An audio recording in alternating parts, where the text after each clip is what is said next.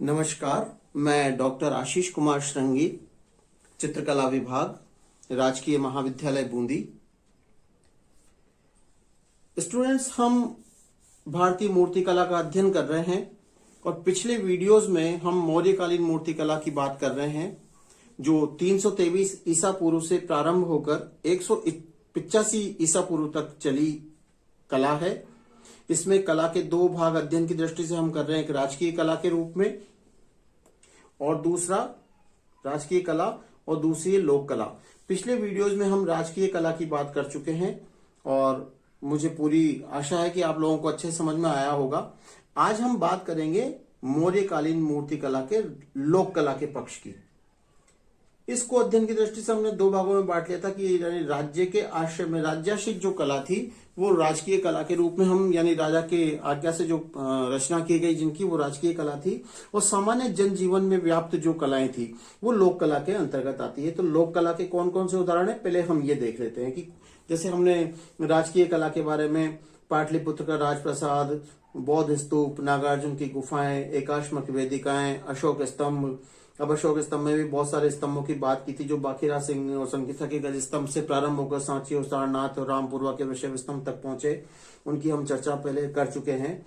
तो इसी प्रकार से हम देखते हैं कि लोक कला के कौन कौन से उदाहरण हमें मिलते हैं। तो पहले तो एक यक्ष यक्षिणी की मूर्तियां मिलती हैं लोक कला में। मौर्यकालीन जनजीवन में जो प्रचलित स्त्री पुरुष की प्रतिमाएं प्राप्त होती है, हम बात करेंगे आज किसकी, लोक कला की। तो लोक कला के बारे में बात करें तो यहां पर मौर्यकालीन जनजीवन में, मौर्यकालीन जनजीवन में जो व्याप्त थी,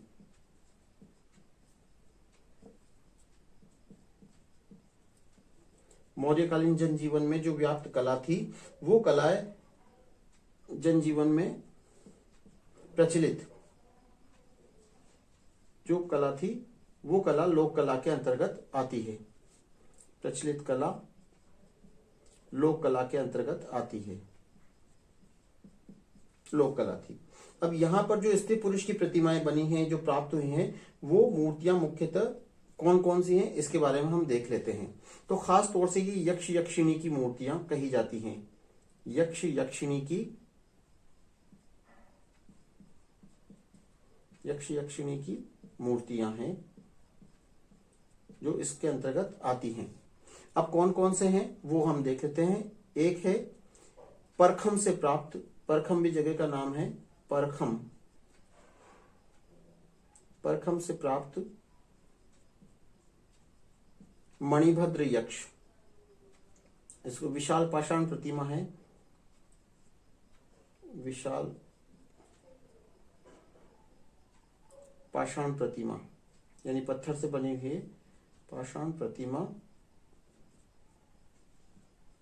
ये है, ये कहलाता है पुरुष प्रतिमा है। ये मणिभद्र यक्ष के रूप में जानी जाती है।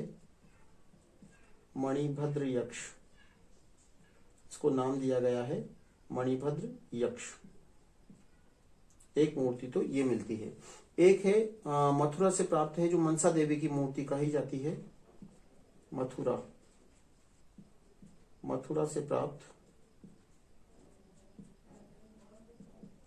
मनसा देवी की प्रतिमा, मनसा देवी की प्रतिमा, ये मनसा देवी की प्रतिमा है। इसके अलावा झींग का नागरा से प्राप्त यक्षिणी, ये भी एक जगह का नाम है, झींग का नागरा, झींग का नागरा स्थान का नाम है। यहां से जो प्राप्त है वो यक्षिणी की प्रतिमा है, यक्षिणी की प्रतिमा। इसके अलावा भरतपुर के 9 ग्राम से प्राप्त यक्ष, भरतपुर के 9 ग्राम से प्राप्त यक्ष, ये सब जो हैं वो मौर्यकालीन उदाहरण हैं लोक कला के। ये यक्ष की प्रतिमा है। और इसके अलावा बड़ौदा का यक्ष, बड़ौदा ग्राम है, बड़ौदा, यहाँ से जो यक्ष मिला वो भी लोक कला के नमूने में आता है। इसके अलावा वाराणसी का त्रिमुख यक्ष, वाराणसी का से प्राप्त त्रिमुख यक्ष, त्रिमुख यक्ष यानी 3 मुंह हैं जिसके, ऐसा यक्ष की मूर्ति। और उड़ीसा के शिशुपालगढ़ का यक्ष, उड़ीसा के शिशुपाल, उड़ीसा का जो है वो शिशुपालगढ़ से प्राप्त यक्ष की मूर्ति।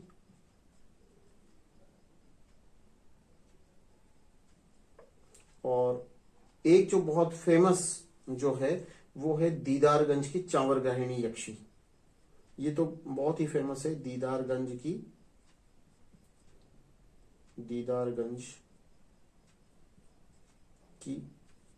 चांवर ग्राहिणी यक्षी, चांवर ग्राहिणी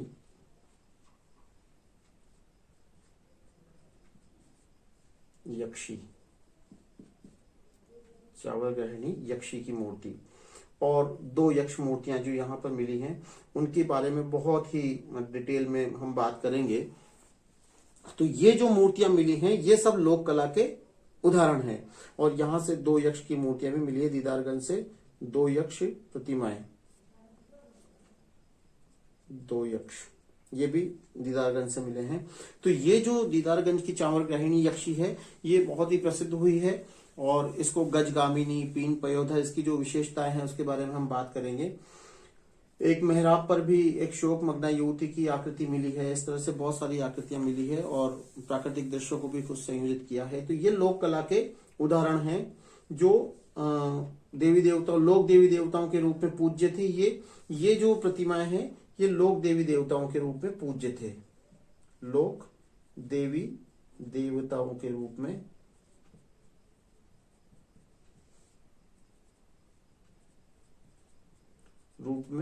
पूज्य थे। ये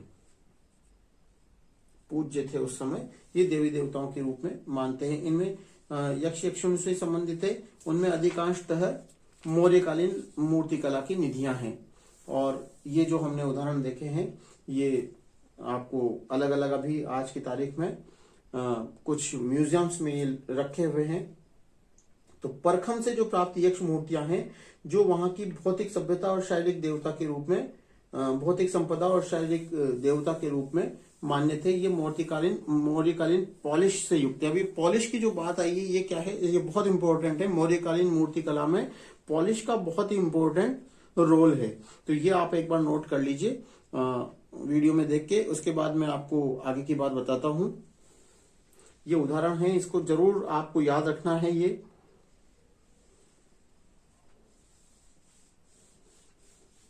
उदाहरण आपको अच्छे से याद रखने हैं, इनमें से चूकना नहीं है। लोक कला की बात कर रहे हैं हम लोग।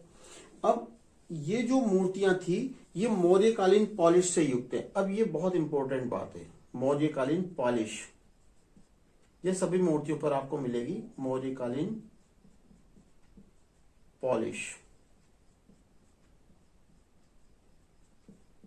ये अद्वितीय है, किसी भी दूसरी कला में देखने को नहीं मिलता। अब दीदारगंज की जो चांवर ग्राहिणी यक्षी है वो मूर्ति कला की तात्विक विशेषताओं से परिपूर्ण है। मतलब मूर्ति कला में जो खास बातें होनी चाहिए वो सभी खास बातें, जो विशेषताएं हैं वो उस मूर्ति कला में स्पष्ट रूप से द्रष्टव्य हैं। मौर्यकालीन मूर्ति कला में जो बात होनी चाहिए वो दीदारगंज की चांवर ग्राहिणी यक्षी में स्पष्ट नजर आती है। तो ये यक्षिणी दीदारगंज की चांवर ग्राहिणी यक्षी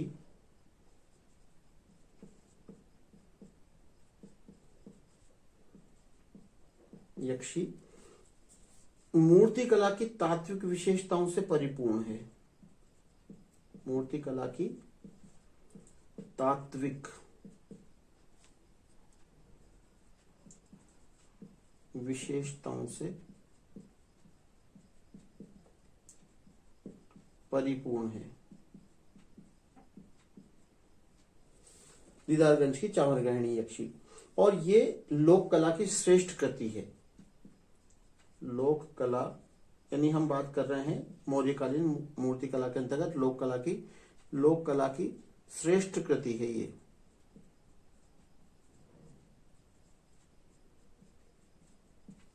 दीदारगंज की चामर गृहिणी यक्षी। इसमें क्या क्या खास बातें हैं? इसमें स्त्री सौंदर्य का निरूपण किया गया है। स्त्री सौंदर्य का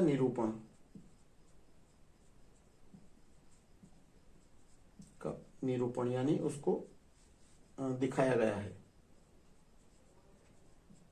स्त्री सौंदर्य का निरूपण इस मूर्ति में किया गया है। किसमें? दीदारगंज की चामर गृहिणी यक्षी में। क्या क्या खास बातें हैं इसमें?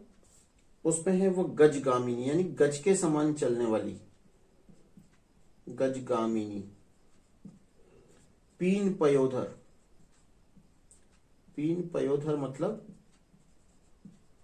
उसके जो आप देखिएगा उस मूर्ति को तो पीन पयोधर यानी कि वो उन्नत उरोजों से संपन्न है। और स्थूल नितंब धारिणी, स्थूल नितंब यानी हिप्स का जो हिस्सा है वो बहुत स्थूल है।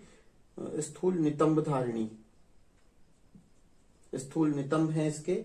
और इसके ऊपरी भाग में जो कोमलता या हल्कापन है वो उसके उन्नत उरोजों के कारण किंचित आगे की ओर झुकी है। पीन पयोधर होने के कारण वो कुछ किंचित आगे की ओर झुकी हुई नजर आती है।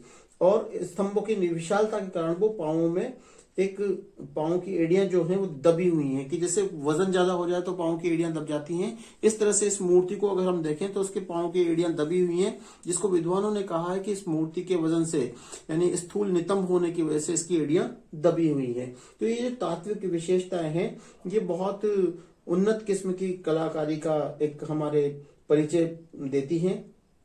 और उसकी जो कटी है, क्षीण कटी, कमर जो है वो बहुत पतली है। क्षीण कटी यानी पतली कमर, क्षीण कटी है, वो बहुत ही कमनीय नजर आती है और वो गतिमान दिखाई देती है। कपोल और आंखों के समीप जो उसकी जो मुद्राएं हैं वो उसके चेहरे में कमनीयता की वृद्धि करते हैं। सौंदर्य का जो रूप कालिदास ने अपने मेघदूत की यक्षिणी में निरूपित किया था, यानी कालिदास के मेघदूत को अगर हम पढ़ें तो वहां उसने जो यक्षिणी की जो विशेषताएं बताई थी, यक्षिणी के सौंदर्य का जो वर्णन किया था, वैसा रूप यहाँ पर हमें इस दीदारगंज की चामर गृहिणी यक्षी में देखने को मिलता है।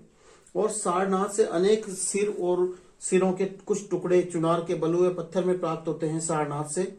ये तो बात थी इसकी दीदारगंज की चामर गृहिणी यक्षी की। इसके अलावा सारनाथ से भी कुछ मूर्तियां हमें मिलती हैं जिसमें सिरों के टुकड़े कुछ मिलते हैं हमें। सिरों के कुछ टुकड़े सिर मिलते हैं चुनार के बलुए पत्थर में। चुनार के बलुए पत्थर में, ये पत्थर की क्वालिटी है, चुनार का बलुआ पत्थर में बने हुए मिलते हैं, जिन पर मौर्यकालीन पॉलिश है। इस पर क्या है? मौर्यकालीन पॉलिश।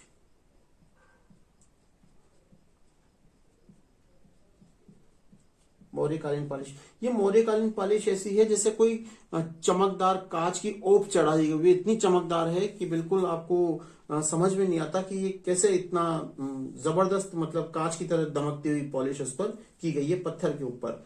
तो ये मौर्यकालीन कला की बहुत बड़ी विशेषता थी। एक मेहराब पर एक शोकमग्न युवती उत्कीर्ण की गई है। इसकी पीठ पर और उन्नत उरोज जो है वो स्पष्ट रूप से द्रष्टव्य है। ऐसा नारी की जो अंकन है वो कहीं दूसरी जगह देखने को नहीं मिलता। तो मौर्यकालीन कला मात्र यक्ष यक्षिणियों तक ही सीमित नहीं रही, प्रकृति के दृश्यों को भी इन कलाकारों ने अपनी कला में स्थान दिया है। अब मौर्यकालीन मूर्ति कला जो है उसकी लोक कला की कौन कौन सी विशेषताएं थी उसके बारे में हम अगले वीडियो में बात करेंगे। तब तक आप एक बार इसको समझ लें कि मौर्यकालीन मूर्ति कला का जो प्रारंभ था वो कैसे हुआ और उसकी कौन कौन सी विशेषताएं रही। तो यहाँ हमने अभी बात की लोक कला के बारे में। तो इसमें एक तो बात आई लोक कला की, मौर्यकालीन पॉलिश की, और इसके जो उदाहरण हैं उसमें ये दीदारगंज की जो चामर गृहिणी यक्षी है ये बहुत इंपॉर्टेंट आपकी कला की एक मिसाल है। इसको भी आप देख लें कि ये मूर्ति कला की तत्कालीन परंपरा से बहुत श्रेष्ठ कृति उसकी मानी जाती है, जिसकी क्या क्या विशेषताएं थी अभी हमने देखा कि वो स्त्री सौंदर्य का निरूपण इसमें किया गया, जिसमें वो गजगामिनी, पीन पयोधर, स्थूल नितम धारिणी और क्षीण कटि से युक्त है। और इसके अलावा जो कुछ मिला है वहां पर वो भी सब मौर्यकालीन पॉलिश से युक्त है, ऐसा अन्यत्र देखने को नहीं मिलता। तो ये बहुत इंपॉर्टेंट कुछ आपके लिए उदाहरण मैंने रखे हैं। अब आप एक बार इसका अध्ययन करें पुस्तक से भी और इस बात को समझें। आगे के वीडियोस में हम इस कला के विशेषताओं के बारे में बात करेंगे। तो आज के वीडियो में इतना ही। Thank you so much.